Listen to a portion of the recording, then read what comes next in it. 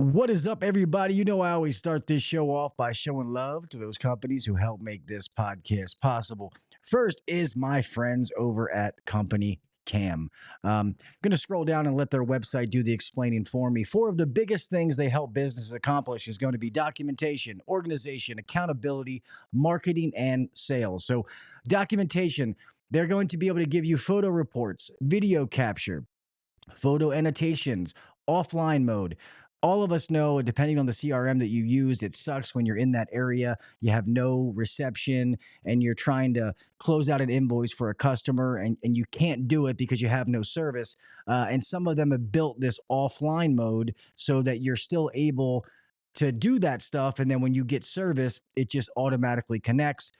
Company Cam has that, as well as document scanning, report templates, and global search. As far as the organization, they're going to be able to give you photo tags, project labels, project contacts, document storage, integrations, project map, metadata stamps, and Chrome extension. Accountability, we'll try to run through these. Comments, signatures, at mentions, project timeline, assign users full team access, and user permissions. If you guys don't remember, Company Cam does all these things. It's an add on, it's an extension to any of the CRMs that you are using. And it is amazing. It puts all those work photos and all this stuff in its own separate app. So you don't have all these stupid work photos on your personal phone, um, having to look through them and delete them to try to find your family photos or the memories that you want to find. This thing is absolutely amazing. And it also helps you more professional, how you communicate with the customer. And it's also going to give you high res photo and videos that you can now use to put on your website or to be able to show customers the kind of amazing work that you do. And it's going to be a good looking image that you can put up and use for all those kind of things. So remember, you can go to www.companycam.com/HVAC Uncensored, and they will give you a free 14-day trial. Try it out for free. If you don't like it, it's no harm, no foul. If you do, they will give you 50% off your first 2 months for being a part of HVAC Uncensored Nation. All right. With that said, let's go on to the next one. We got threes tonight. Had to cough real fast. You guys know I want to take care of you. Let me change your socks. My friends over at Camel City Mill. I told all of you, man, like we're always so worried about boots, and we should be. I get it. We're on our feet all day. You're in the field. You got to have comfortable boots. But what about these BS socks we put on our feet to, our I know me speaking personally, my feet would be so wet when I got done, they'd make my boots smell like Bigfoot's asshole. And you're trying to put all these powders in there to make them stop. Well, these uh, Camel City Mill has got you covered. These socks are amazing. These are the only things I've been wearing to work here lately, and I can be out. Like you guys know, I've been doing ride along training. Mr. Zeke is in here. Mr. Zeke Warner. I've been doing ride along trainings for him and his amazing company at JC Warner, and I'm out in the field, 100 plus degrees every day. I'm out running service calls, training these guys. So I'm out there putting them to the test. And when I get home, my feet are dry. My boots don't smell like something died inside of them. So if you are interested, I highly suggest. So rather than getting a whole bunch of money, to be honest, for you guys, when this came to sponsorship, I really wanted that discount code so that you guys could get a little bit of a discount. So if you go to their website, camelcitymill.com, and you use the discount code uncensored10, they will give you 10% off of your order. And trust me when I say, try a pair. They have all different colors, sizes. I like the low top one, to be honest, with the boots that I wear, but try a pair. Just buy one pair and it'll be worth it. I promise you that you'll love them. If you don't, let me know. You can send them to me. I'll take them. All right. But all right, make sure you go to Camel City Mill and check out those socks. Next, I'm gonna do this live on here. This is my friend, Mr. Alec over at HOMEPROS.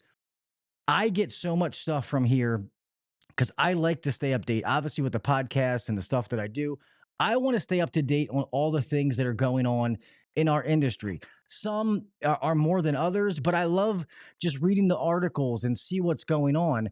And this will give it to you twice a week, all of the main things that are going on in our industry.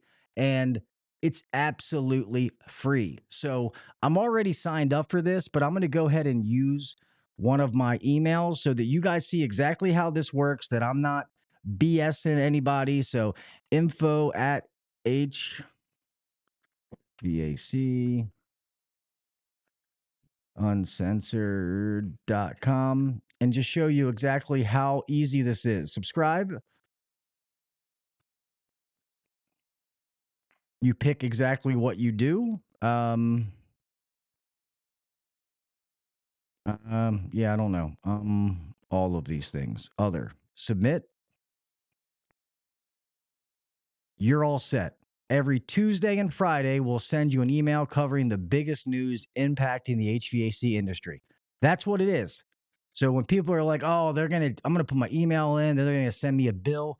You guys just watch me do it. Okay. All you do is put your email in, and twice a week, you're going to get an email keeping you up to date on the trade. So please go check that out. Like I said, 100% free. It's going to be www.readhomepros.com. All right. Enough paying the bills. Let's get on with the pledge and get on with the show.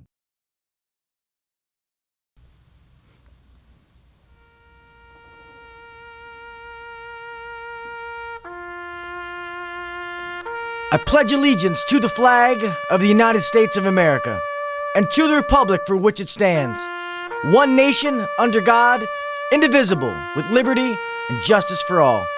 God bless the United States, and thank you to all those men and women who defend it.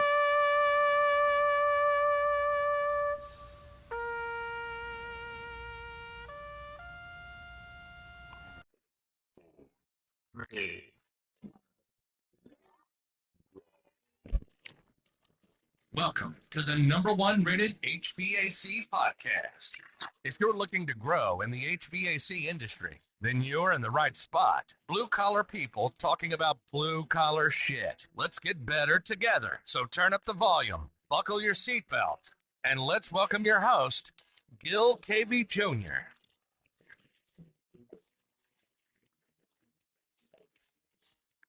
What is up, everybody? Welcome back to the HVAC Uncensored podcast. I am your host, Gil Cavey Jr. Here we are, another Wednesday night, another hump night, and another amazing show for everybody. Thank all of you loyal people that are here every week, man. Power has been a huge issue at my new house, man. You know that we love this house, but we've only been here. I settled on this house March 15th, and we have lost power 4 times. Uh, and it seems to like to happen on Wednesdays. And so I apologize for it. I try to hold out as long as I possibly can because I don't want to have to cancel shows. But in the same token, I want to be able to give the guest enough time. I don't want to wait till the last minute. So thank you for bearing with me. I am looking into a generator. I'm getting prices on it now. So that's just going to have to be a must. I'm going to have to get a whole home generator. There's no way around it. It's actually storming. It's butt off right now. I guess we're getting some of the weather from the hurricane that was in Florida, which I hope all my friends in Florida, I hope everybody's okay, your friends and family. And I know it's hitting like South Carolina and Georgia right now. So I hope that everybody in those areas is safe and doing okay. We're just getting a bunch of rain, but I was worried. I was like, man, you got to be kidding me. It's Wednesday, it's pouring down rain. I pray to God that my power does not go out again. So far, so good. So thank you, everybody. I want to let you know that. Just a quick shout out to everybody. Mr. Nasty, what is up, my man? HVAC rookie, what is up, my brother? Mr. Freon Leon, what is up, my man? Let's see. I know Mr. Sam Andrew was here. What is up, Mr. East Coast? What is up, buddy? Uh, Tom Leach, is that how you say it, buddy? Thank you for being here. I'm sorry if I mispronounced your name. Chris, I believe you, buddy. It's definitely time for a Generac generator. Let's see, Mr. Zeke Warner. What is up there, boss man? Like I said, Zeke is the owner of JC Warner, the company that I am doing the coaching and the ride along right now. Uh, been friends with Zeke for years. He's an amazing guy. So I appreciate the opportunity for him letting me do what I'm doing. Uh, Reliable, Mr. Adrian. What is up, my man? You guys all know who he is. And I think I got everybody. If I missed you, I'm sorry. But hey, I got an amazing show for you tonight. And I know some of you as technicians that maybe you don't own a business. Sometimes when we get into these financial shows, it gets a little boring for you. And that's okay. But you still need to listen to this. Guys, I can't even tell you how many emails I get in a month span about people wanting to start their own business and they're asking me questions. Hey, what should I do? Should I do this? Should I do that? And most people are asking me questions about their logo and what brand they should sell. And being realistic, that doesn't mean dick. You shouldn't worry about any of that. Um, Bookkeeping, your accounting should be one of the biggest things that you worry about. And I preach that to people, but I rather have somebody like our guest tonight, who that's what he does. He makes his living helping people in the trades get this right. So rather than me trying to tell you what I know, I rather have an expert on here to be able to explain it. So, guys, without further ado, if you could please help me put your hands together and a warm welcome for the owner of Flow State Accounting, Mr. Thomas O'Neill. How are you, buddy? Good. How are you? Good, good, man. Thank you so much for taking the time to be here. Yeah, I appreciate you having me on. Yeah. So, I mean, obviously, you heard the intro for a little bit, but I guess for everybody out there, let them know a little bit about who Tom O'Neill is. Yeah, so I have been working in public accounting for the last 6 years, preparing tax returns mostly for smaller businesses. I've done a few other functions in the public accounting firms, but mostly tax prep. And in that time, I saw a lot of really not great bookkeeping work, and that married with me discovering that there's so much amazing software available now to bookkeepers and accountants who are helping small businesses kind of really inspired me to want to get into the ring myself and try to really help an industry I've always loved and kind of regretted not getting into myself, which is the home service business. So that's the start of Flow State. Yeah, no, that's awesome. So, how long you been in business? How long have you been doing this? Yeah, so officially we kind of cut the ribbon about a month ago. So we're pretty new, but um, yeah, it's in terms of bookkeeping and accounting, I've been doing it for a while, but doing it under my own name now is it's been a month. So Well, that's awesome. Congratulations, man, for taking that risk. I always tell people you don't know what's going to happen till you try. Anybody who's ever exactly, succeeded just means they failed more than you did. So, yeah. congratulations to you. That's awesome. So let me ask you this: From your experience and to what I kind of said in the intro, and we talked off air a little bit about, a lot of all right, let me back up a little bit. Most, especially in the HVAC industry, most guys who go start their own companies, they're really good technicians. So I try to explain to people that you can be the best technician in the world. It doesn't mean you're going to be a good business owner. Hmm. It's a learning, and I'm not saying don't do it. I just try to prepare people for that.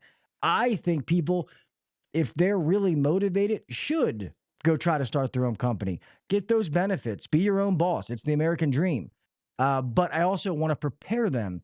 And when it comes to that, like financial stuff, maybe somebody like you could explain the importance of getting the bookkeeping right to set themselves up for success.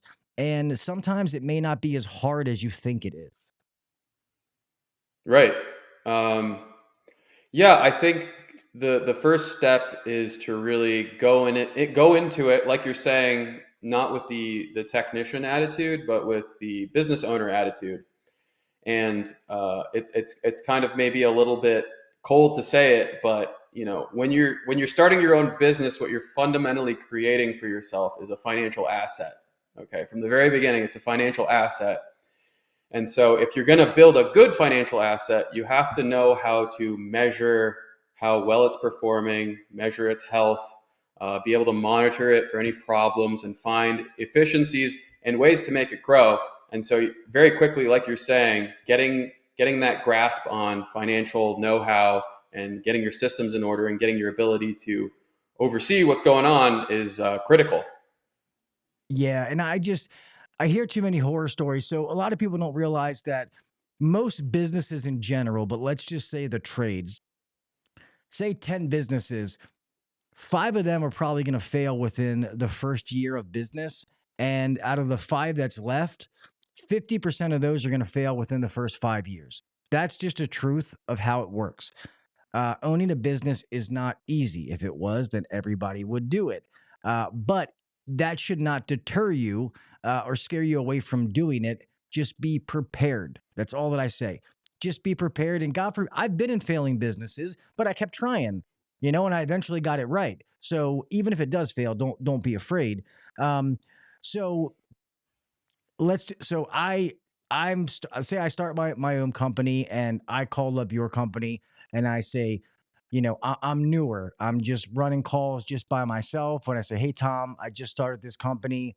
What should I do to get started? How would you, get me going from there? Okay. The most important thing you ever do for your finances as a business owner is make your own business bank account.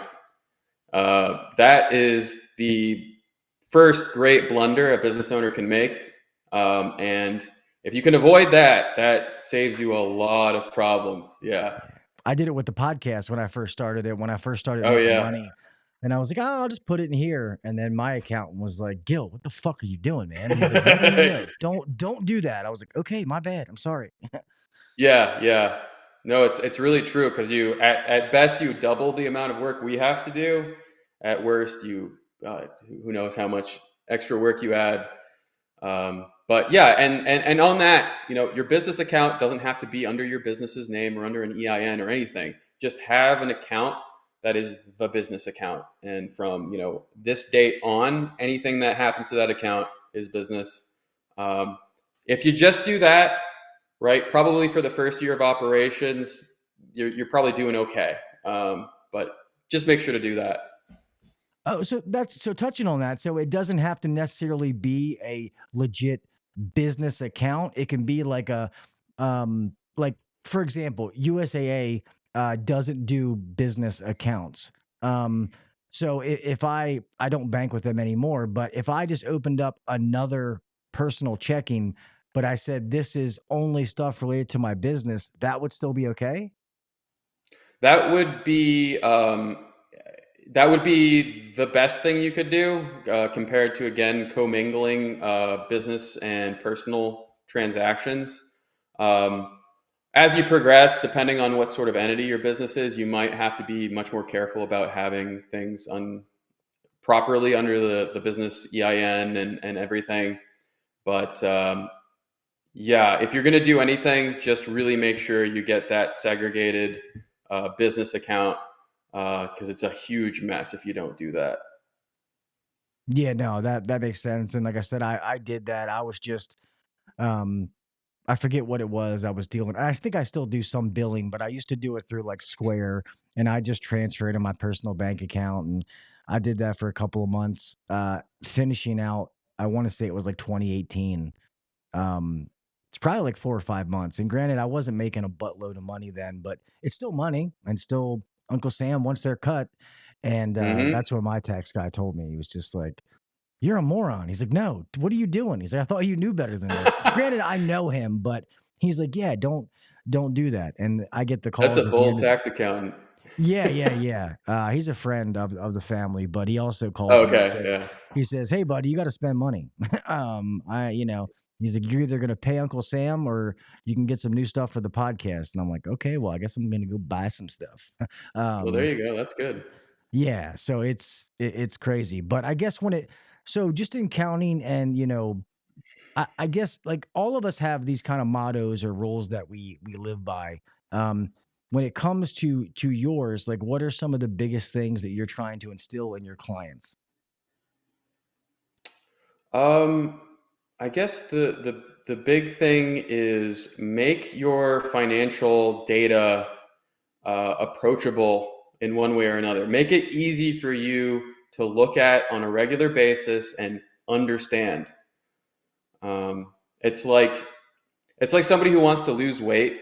Um, the if you're gonna at least step on a scale every week, right? Because you'll probably not get nearly as bad, and you're probably much more likely to improve everything and do a lot better at weight loss if you're at least stepping on the scale every week.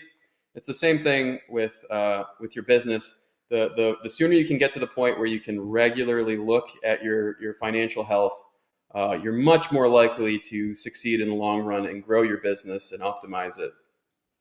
Yeah, no, yeah, I agree, and I feel like too many people, and even some that are started, they'll get their monthly, P&L, and for one, they don't know how to read a P&L or a balance sheet, which you got to know Yeah. how to do if you're running a business.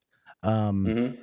and to me, I want those numbers daily, weekly, because then I know that I can make those adjustments on the fly to be able to change the outcome. If you wait till just the end of the month, the damage is done. It's Hmm. like, oh, we lost money. I'm like, darn. Well, you can't. Yeah, you can change it for the following month, but especially in our industry, we're a weather-based business, so you you can't make that kind of mistake like now in the middle of summer, especially. I mean, you're in the Northeast. It's some of us only have 3 months. Like those 3 months in the summer determine whether you end the year in the green or the red. So you have to make Right. the most out of them. So I agree. I've always been like you got to get those that information, and you have to know what you're looking at because I didn't. I was a guy who started out as a technician, worked my way up into management, and had to learn that whole business side of it. That wasn't my forte. And when I really started getting good and understanding the numbers, you can look at it and literally tell so many things about your business. Um, you can look at certain information and tell if somebody's stealing. If Hmm. your hours, labor is way too high in this department, or oh, this department, what's going on here. And I also tell people, and I'll get your take on this, is everybody wants to go, oh, I'm a $10 million company. I'm a $20 million company. Okay, well, how much net profit do you have? You know, I always say I would rather be a $5 million company with 15% net profit than a $10 million company with 5% net profit. Because that $10 million company is probably going to close. They have no cash flow. You know what I mean? At 5% net profit. So I'm just curious on your thoughts. Yeah, and you have to deal with more customers. Yeah. No, yeah, no, it's 100% true. The number one KPI you need to be looking at is your net income. And anybody who gets obsessed with the top line and wants to brag based on that, you're kind of Yeah, you're not focusing on the right thing. And I 100% agree with you that's much more important. I could start $1 million business tomorrow. Okay, I could go and I could buy a million $1 coins and sell them for 95 cents, right?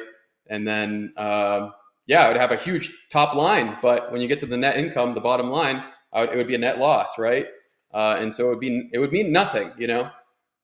Yeah, yeah, and it's just trying to make sure that people understand that. And growth in a company can be, and now we were actually talking about this today, can be in two different avenues.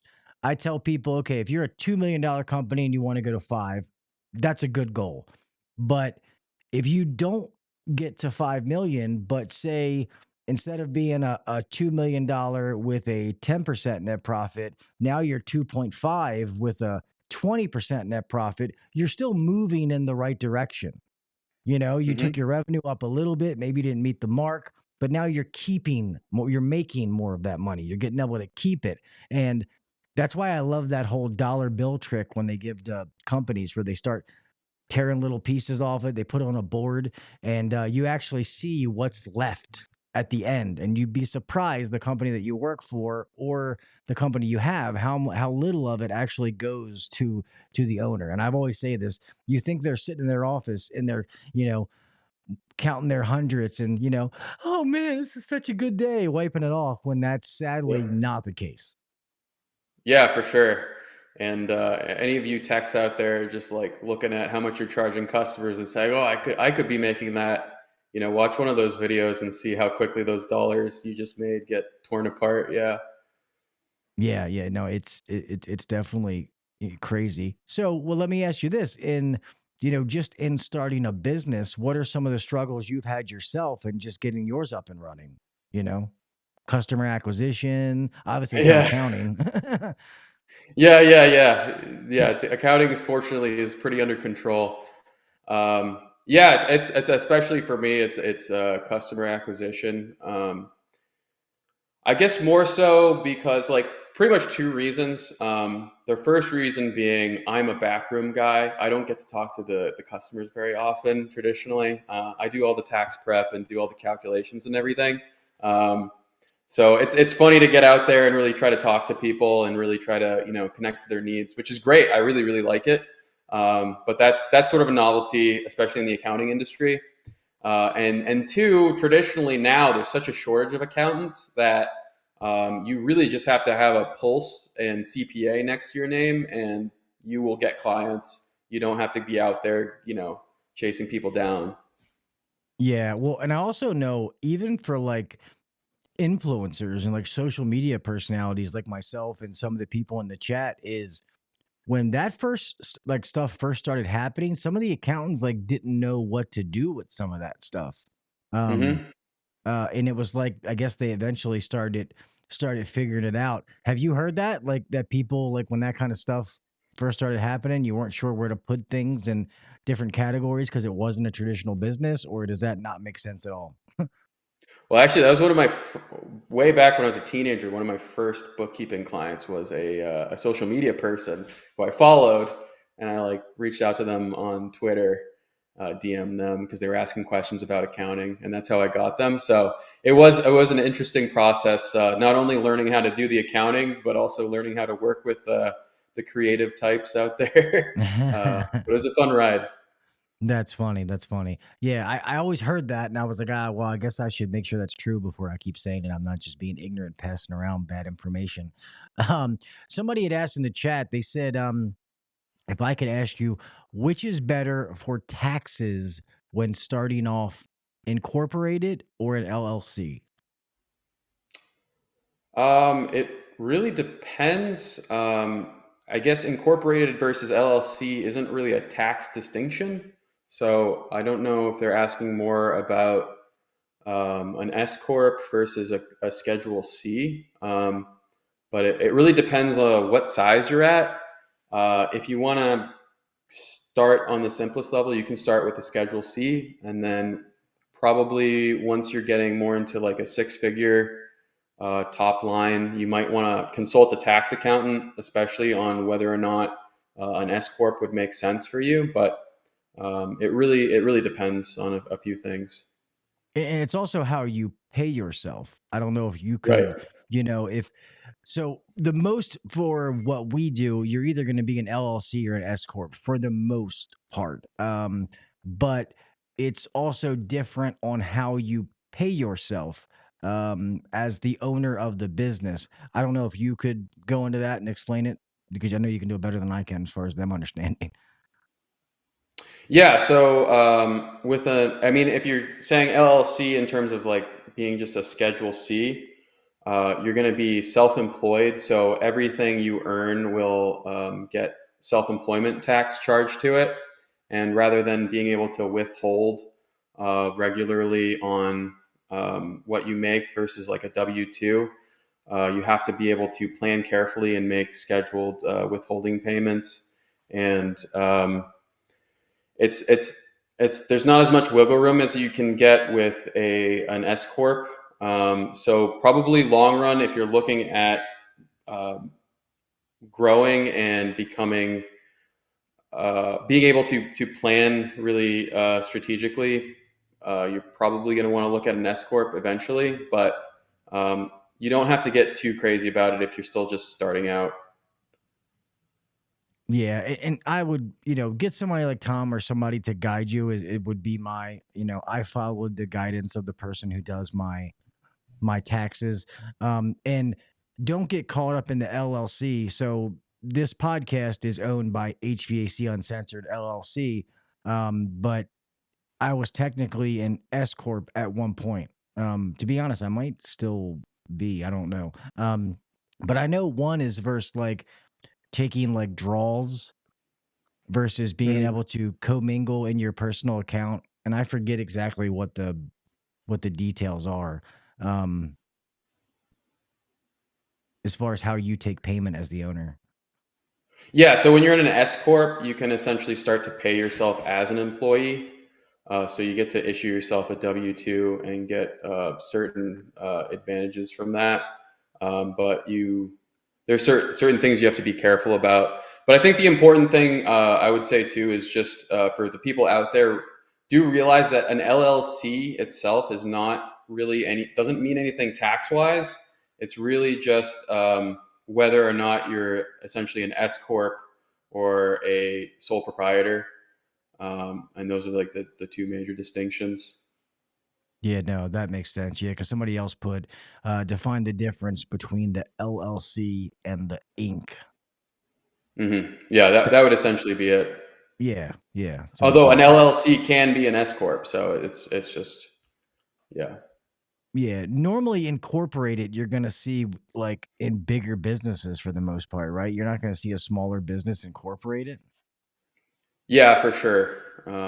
Yeah, for a few reasons. Yeah, that's what I figured. Just making sure I didn't miss any questions. So, guys, remember when you do questions, once again, you guys did do this. Make sure you put it in all caps. That way that it draws my attention to it.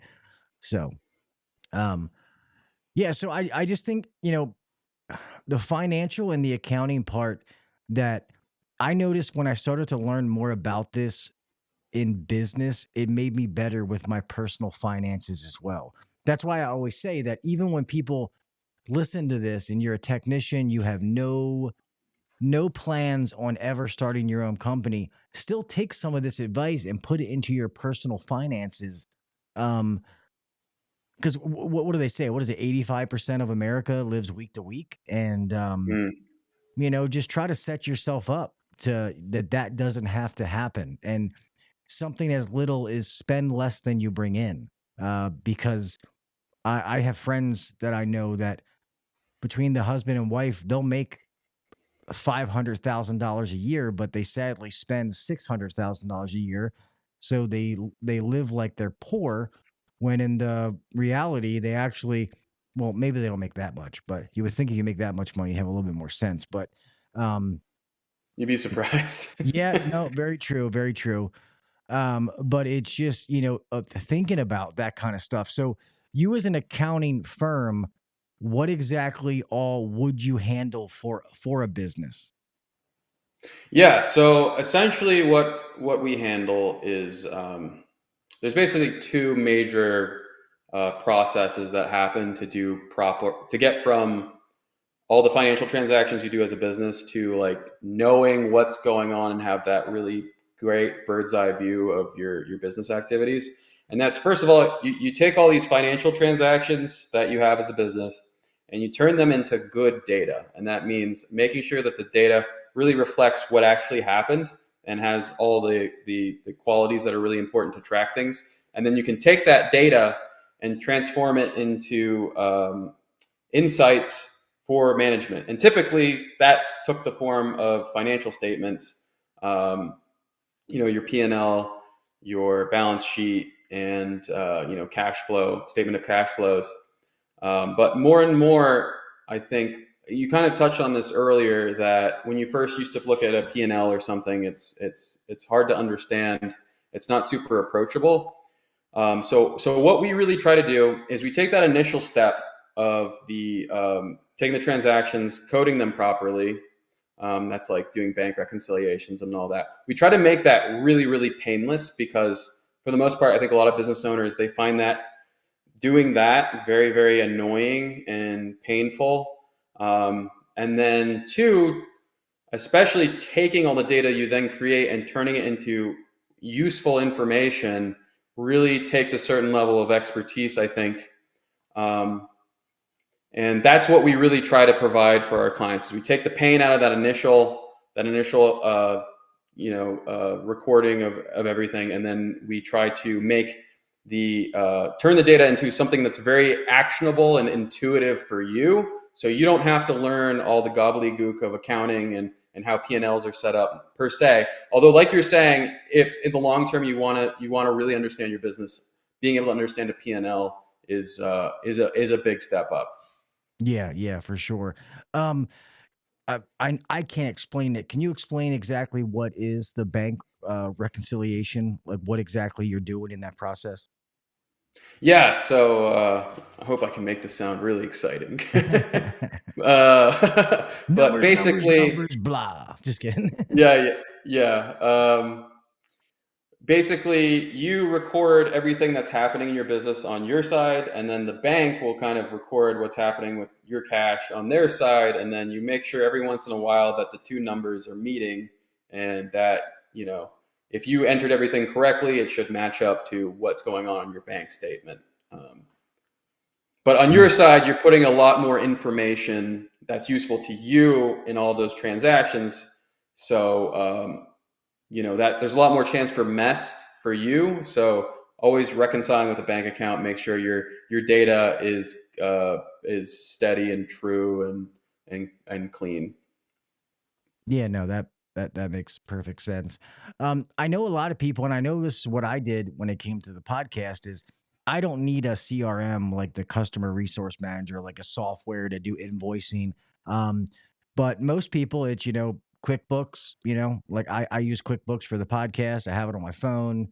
All my transactions are linked to my business cards. I can take pictures of my receipts and all that kind of stuff. Is that something that you recommend, or is that just kind of the easiest way people are doing, but not there should be another way? I mean, that's the quickest way.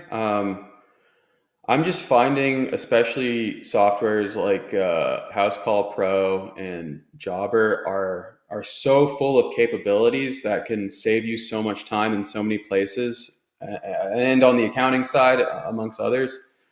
That I would say take a look at them and see if you can get started with those relatively early on, for those reasons. But you can do things directly through QuickBooks. Yeah, I know they link. I mean, I did it. House Call Pro is actually one of my sponsors, and I used it at the last company that I was at running. And Um, I know they do have a bunch of features, but they were still using QuickBooks and just linking it together. But that also got started before House Call Pro had a bunch of those, before they really added a bunch of amazing features in their accounting side.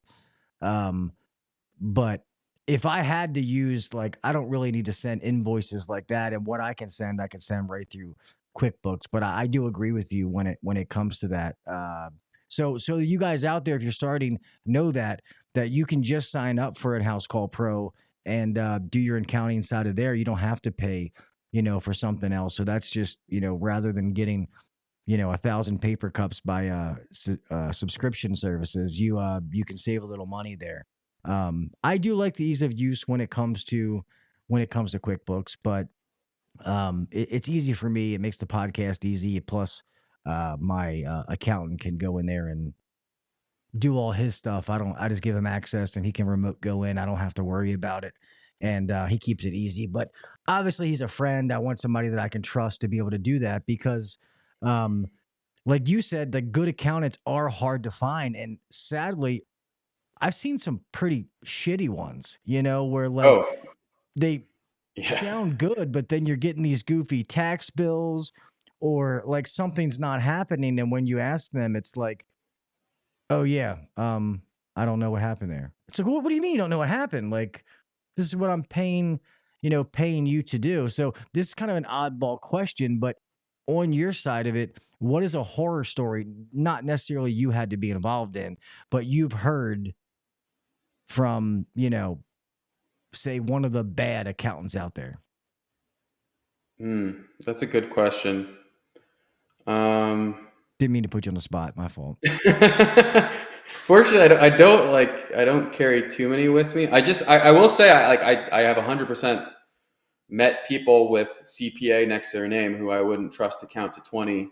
But yeah, I guess the general horror story is that you will see a lot of accountants will just take on client after client after client after client after client.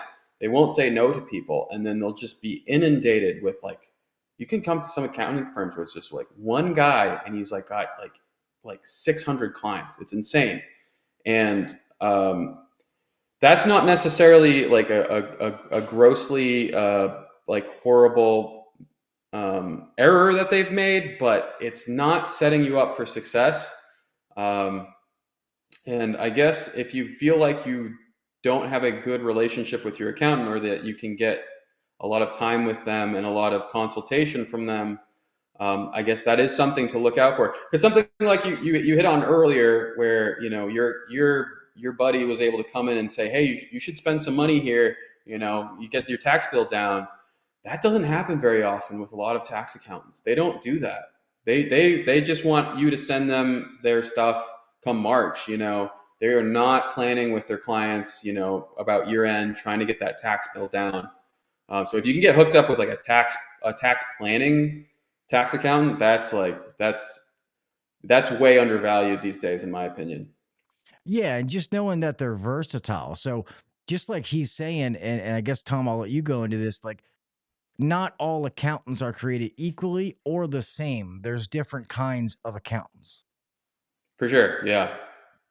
Yeah. So, and I guess this is something I wanted to ask. So, when somebody like us is calling to, inquire about an accountant, how do we know that they're a good one? Like, what are some questions that you recommend that we ask these people to, see if they're going to be able to fulfill our needs? I would ask them what sort of planning they do for clients. I think that's a good question, because that immediately cuts to the core of, do they really care about making sure their clients are saving on taxes, and they're not just a bean counter trying to just file your taxes for you and get you out the door.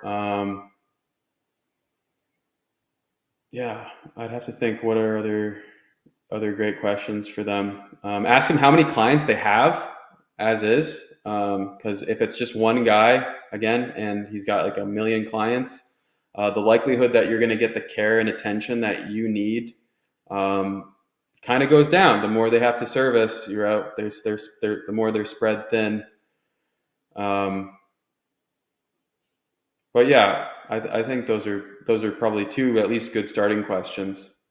Yeah, no, I agree. And I always like to ask, what is my access to you?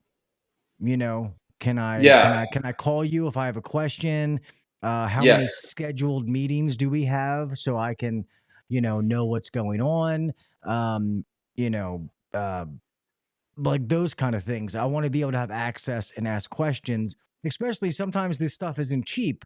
And I agree that you get what you pay for. So Mhm. I will never devalue somebody's time, especially if I'm getting what I want out of said, task or whatever it is. But I do, when I have a question or something happens, I want to be able to get it answered in a timely manner. So if I call that person, I call my accountant and they're like, oh, he's busy, he's in a meeting. I get it. That's fine. But I should hear with you within 2 days. You know what I mean? Like it shouldn't be 2 weeks later and I'm calling back because I haven't heard from you. Like that's the kind of stuff that, would frustrate me. Like, hey man, this is kind of important. Like, what if the question I was asking you was like right now I need an answer. I get that you're busy and I couldn't get that. So that's a big thing is the availability to me or my staff. Yeah, and that's another thing too. Is it's a really good sign if your accountant is asking you questions a lot as well.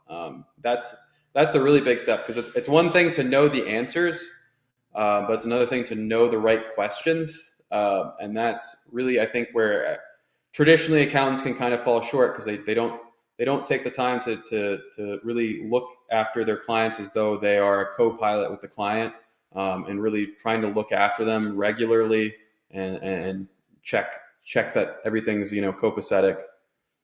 Yeah. So let me ask you this: at what size or revenue, or for you, what would determine getting an in-house accountant versus like being a one-man band and I'm using someone like you to be my accountant, which obviously is, outsourcing it.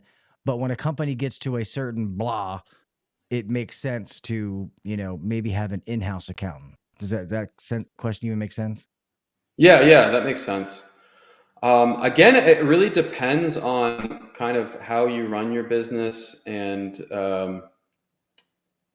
it depends on a few things, because I mean, the way I've designed our stuff is to actually be able to ride along with you for quite a while, in terms of your growth trajectory. But yeah, I would say definitely once you're in the eight-figure territory, that's when we can start asking the question of, should we get an in-house bookkeeper? Seven-figure, you can do it. I don't think it's necessary, and I think it's maybe a little too early, compared to somebody like me. But it really depends, if you have a good bookkeeper at your disposal, and what your particular situation is. No, that makes good sense. Um, Damn, man, I think I got this giant clock. Time goes by so fast. So I guess when it comes to the accounting side, is there anything that we haven't covered that you think that we should get into this episode? Maybe a question I didn't ask? Um, let's see. Yeah, I guess there's nothing like super particular that we haven't covered. I would just say again, it's one of those things that if the earlier you start doing the right thing, the more likely you are to grow faster, and optimize your operations, and make your business more of a joy to run. And if you really find your bookkeeping is either a kind of like a pain in the butt, and kind of like stealing energy and time away from you, I would definitely start thinking about, handing it off to somebody else, like someone like me, maybe, to take care of that for you. Or if you just feel like you don't know what's going on with your business, you really don't feel like you have a grasp on how everything's running, those are both signs that you might want to get somebody else involved, because with it's kind of like, plumbing is a great sort of metaphor for it. It's very similar. It's If you're going to do your own plumbing, it's got a huge learning curve. You got to have the right tools. You got to have the right experience, and it's going to be really messy. And you're better off just having somebody who knows what they're doing, with all the tools and the experience, to come in and help you, and set it up for you. It's kind of the same thing with bookkeeping. That relatively early on, if you can get somebody who's knowledgeable to help you set things up and start actually running things day to day, that can take a whole load off of your mind and keep you from wasting a bunch of time doing your books. Because I will say, you know, if you're wasting a lot of time and energy on your books, that's probably not the best use of your time, right? Your time is very valuable.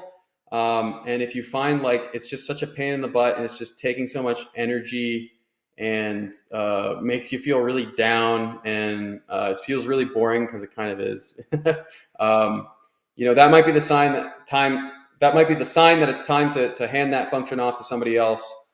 So you can take those hours you would have spent, clunking away on QuickBooks and put those on the field, put those out doing what you do best and getting the most for your time. So yeah.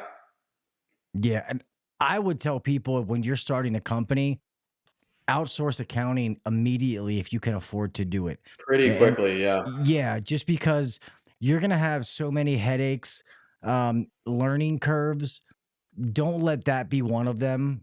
Take that stress off of you. Let somebody who's good at it, who likes doing it, because you don't want to be running calls all day. Now you're coming home, going through your invoices. Now you're trying to do the accounting stuff when you're already dog tired. Don't do that to yourself. If I could give you any advice, don't do that to yourself unless you can't afford an accountant. But unless you have like a friend or family that's an accountant, which I don't know if that's a good idea either. I don't like mixing those things together, but I would 100% give that out because I've just seen too many stories. Mr. Zeke said, departmentalize, which that is very true. So if anybody's got any questions real fast, go ahead and ask them.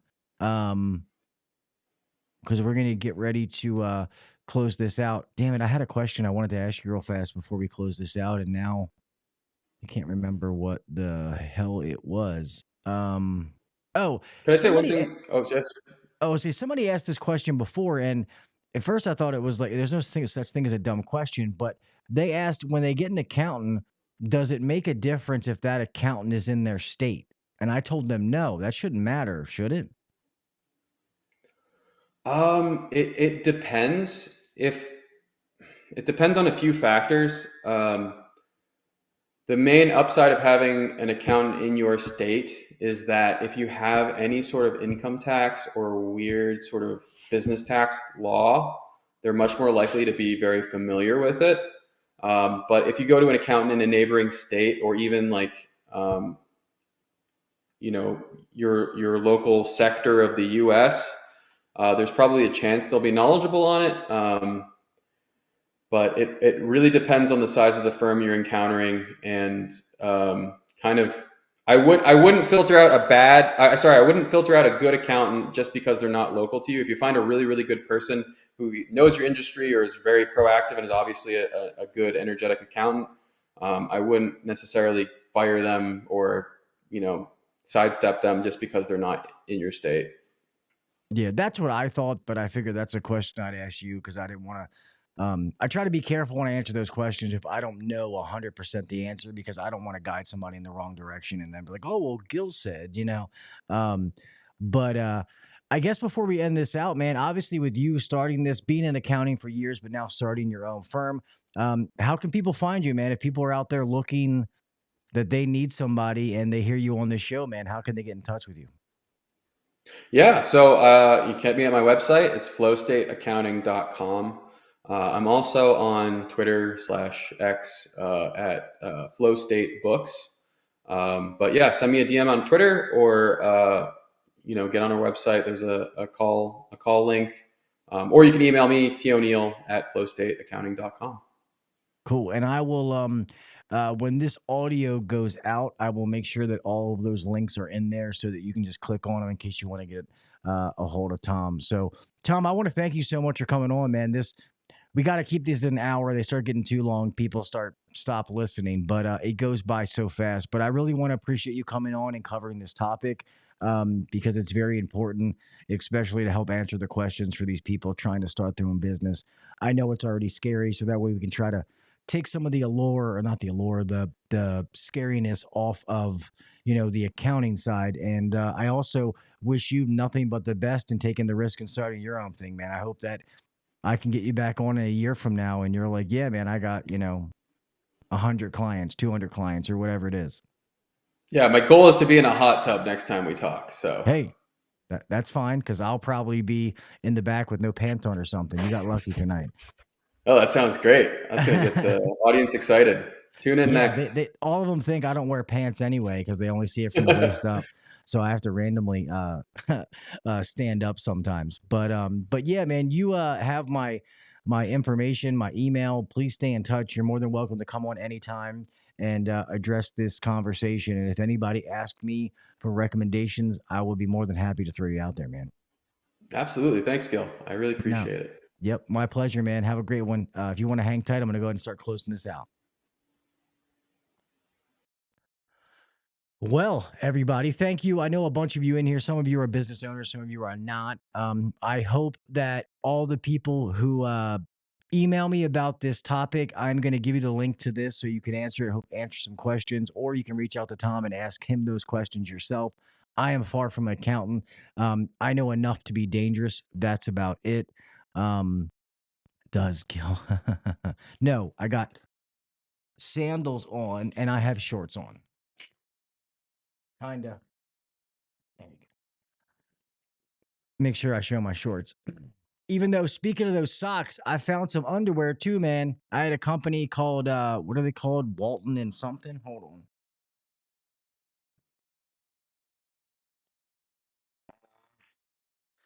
I forget the name. But hey man, I'm trying to take care of your fungi toe. And I don't know. I'm gonna work something out with this underwear company. I might be able to finally cure swamp ass. So I'm making moves out here. I'm thinking about you guys, okay? So socks, underwear, I'm exactly. I'm trying to get you a boxer. No, these are shorts, man. They're not boxers. Ding dong. But anyway, let me start to close this out, man. Thank all you guys for being so patient. I apologize about the power outages and messing things up. I got a bunch of amazing shows. Just so a lot of you know, I have one of my favorite people in the world to interview next week is going to be Mr. Tommy Mello is coming back on. I love Tommy. For a guy who is a gazillionaire, he is a strong in his Christian beliefs. He is down to earth, and I just love everything about Tommy. So whenever he comes on, bring a notepad and a pen because the guy is extremely smart and he's built one of the biggest garage door businesses in the world. So he's somebody that you definitely want to take advice from. So don't forget about that. All right. He will be here next week. Got some amazing shows coming up. But that being said, make sure you follow the podcast on all the social media sites to stay up to date on everything that I have going on. And yeah, that's about it. If you wouldn't mind, wherever you listen to the audio podcast, make sure you download it. But also, please, if you wouldn't mind going to give me a 5-star review, I got to get those reviews up so we can start getting this out to more and more people. If it's not a 5-star review, I'd rather you email me, info@hvac.uncensored.com. And as long as you're not an ass, let me know what you think, how I can make it better. You guys are my end user, my customers. So I take what you say. But if you start off being an ass, I'll never read that email. All right. So, all right. With that being said, remember, guys, keep your head on a swivel. We live in a dangerous world. All right. I want you to make it home the same way that you left. And that's driving, the breaker, working around metal, whatever it is. Please, please just be careful. Make sure you're staying hydrated out there. All right. Stop this macho stuff where you feel like you got to suck this up or do this. That person's AC working is not more important than your life and you making it home to your family. All right. So please, please be careful. Don't be out there getting hurt. I want you to make it home the same way that you left. Do the little things. Set yourself apart from the next guy or girl. Nowadays, there's no reason to say that I don't know. We have so much information at our fingertips. Keep trying to be the best version of yourself. All right. Whether that is work, trying to be better, stay up to date on some of the latest things that are happening. Or it's and I agree. Stay strapped or get clapped. I believe that, Chris. Uh, Personal things, whatever it is, there's no such thing as staying the same. You're either getting worse or you're getting better. All right. keep making yourself better, stay motivated, stay hungry, and just keep being the best version of you. All right. With that being said, man, I love you, mofos, and I'll talk to you all next week. All right. See ya. Thanks for listening to the HVAC Uncensored podcast. Don't forget to check us out on Facebook and Instagram, or email us anytime at hvacuncensored@gmail.com. Now, get back to work. Shut this down. The views and opinions shared on the HVAC Uncensored podcast may not necessarily be the views and opinions of our sponsors or guests.